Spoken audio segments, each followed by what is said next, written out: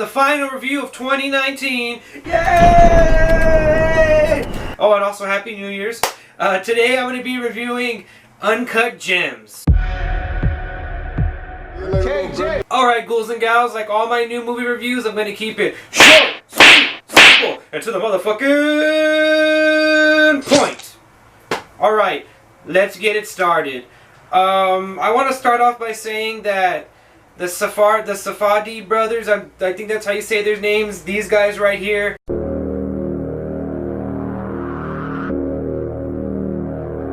they are slowly becoming one of my favorite filmmakers of all time, for the simple fact that they are just letting out one after another great film. The first film that I watched that they directed was a film called Good Time that starred Robert Pattinson, and it was also an A24 film just like Uncut Gems is, and they just have a firm grasp of how to make a film that is anxiety inducing, that is like stress inducing, that has you on the edge of your seat, and Uncut Gems is, you know, just exactly like that.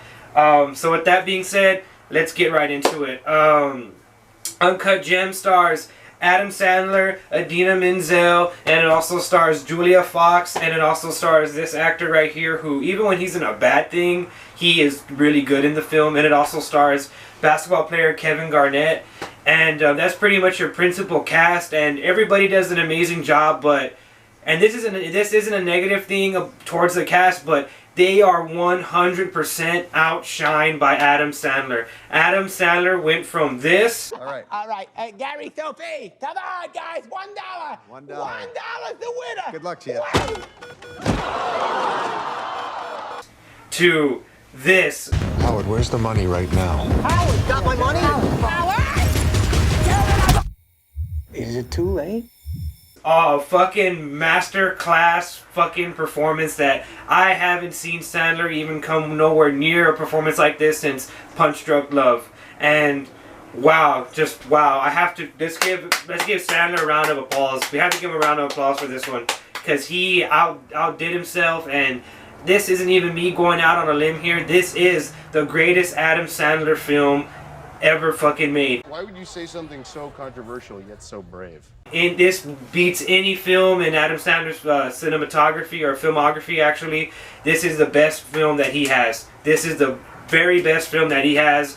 He plays the part of Howie, who we'll get into later, perfect to a T. The Safdie brothers picked the perfect person to play Howie. Let me tell you a little bit about Howie, who is the character that Adam Sandler plays, who is the main character of Uncut Gems. Howie is a degenerate gambler. He's obsessed with high stakes gambling, specifically basketball. He's super into basketball, and he's kind of a gambler, varying levels of success, and basically he owns money to like everybody around town, but specifically he owns money to his one of his in-laws, and his in-law is kind of like a mob boss type guy. So throughout the whole movie, Adam Sandler's getting chased by like these goons and stuff like that, and he's always kind of trying to like he always like kind of narrowly escapes them, and it gets to the point to where half of you wants to root for Adam Sandler's character, and the other half of you wants to shake him repeatedly and say, "What the fuck are you doing? Just give them the fucking money!" But like any fucking gambler that's addicted to gambling, one gamble is not enough for them. They're going to keep going and going and going and going and going. And this film really shows you, and effectively, by the way, it shows you a day in the life of somebody that is that heavily addicted to gambling, and that is able to access that amount of money, which he gets like hundreds of grand and stuff like that, and that is dangerous for somebody that is heavily addicted to gambling or heavily addicted to anything. And it shows you kind of his descent into like madness, and like he goes from one low point to another low point to another low point, and it's again anxiety inducing, it's stress inducing, and it'll have you on the edge of your seat towards the end of the movie, and you'll just be sitting there like, oh my god, what am I watching? What is he gonna do? What is he gonna do? What is he gonna do? And that's why this movie excels. I mean, for a little bit of the movie, it's kind of a slow burn, but once it starts burning, your ass is on fucking fire, because this movie keeps you entertained and it keeps you wondering what the fuck's gonna happen to Howie and how is he gonna get out of it and how is this story gonna play out for him. What is gonna be the end result of all these terrible fucking decisions that he's making? One of the key plot points in this film is that Adam Sandler's character Howie, who is a jeweler, he comes in contact with this gem. It's a black opal, and it comes from like from these African Jewish people, and that they're like mining in over there in Africa, and he acquires this opal. It's like a big huge rock with like green all over. It kind of looks like a fucking kryptonite rock, and this is where Kevin Garnett comes into play, and Kevin Garnett just gets obsessed with this fucking opal, and so Adam Sandler is kind of, playing kind of like a game of cat and mouse with him, as well as playing a game of cat and mouse with the people that are after him for the money that he owes them. And it's so fucking enthralling, and it's just so like, what are you doing? Like by the end of the movie, I wanted to get that fucking opal and bash him over the head with it for making all these terrible fucking decisions.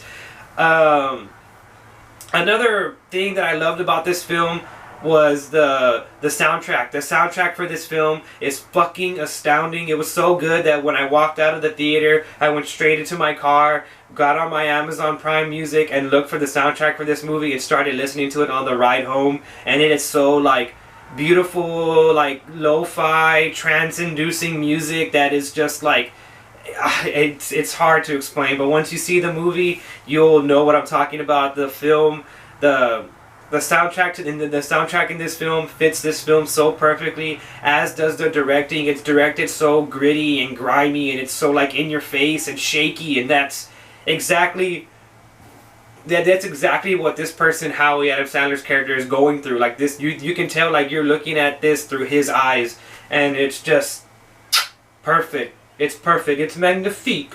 This was a perfect way to end 2019. And with that being said, I want to say that this is possibly one of the best films of 2019. And if you haven't seen this film, go out and watch this film. Forget the rise of Skywalker. He'll keep rising. Those films aren't going to finish anytime soon. Get out there and watch Uncut Gems, and don't watch Cats. That looks so fucking terrifying.